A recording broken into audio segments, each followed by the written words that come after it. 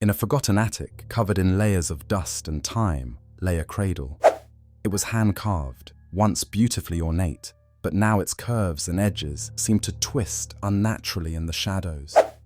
Nobody knew for sure how long it had sat there, abandoned and cold. Some said it was over 100 years old, and others whispered that it had a dark, tragic history. The cradle belonged to a child named Margaret, born in the 19th century. She was said to be a bright, happy baby with piercing blue eyes. But Margaret's life was short and overshadowed by sorrow.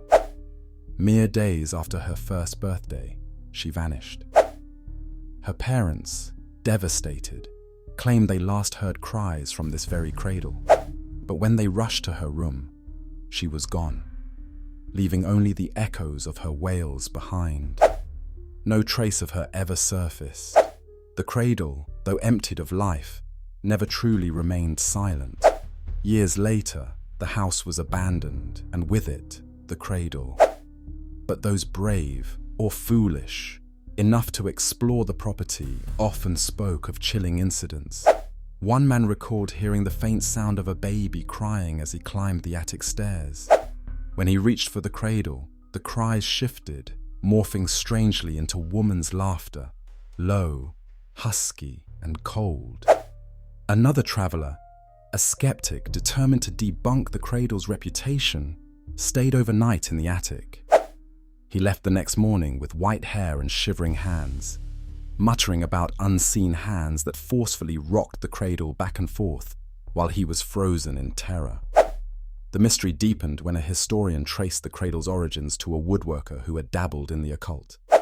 He didn't just carve the wood, he performed rituals imbued with sinister intent, hoping to grant his child eternal life. Eternity, however, twisted into lingering unrest. To this day, anyone who dares to climb to that attic feels it.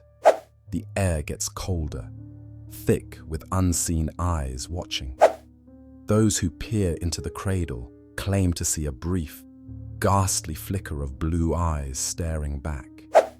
Some have even heard whispers, faint and pleading, calling for mama or repeating the word, lost. When the room grows especially silent, you might hear the soft creak of the cradle rocking on its own, carrying secrets it refuses to share. Would you dare approach it? Could you handle the whispers from the cradle? Perhaps it whispers still.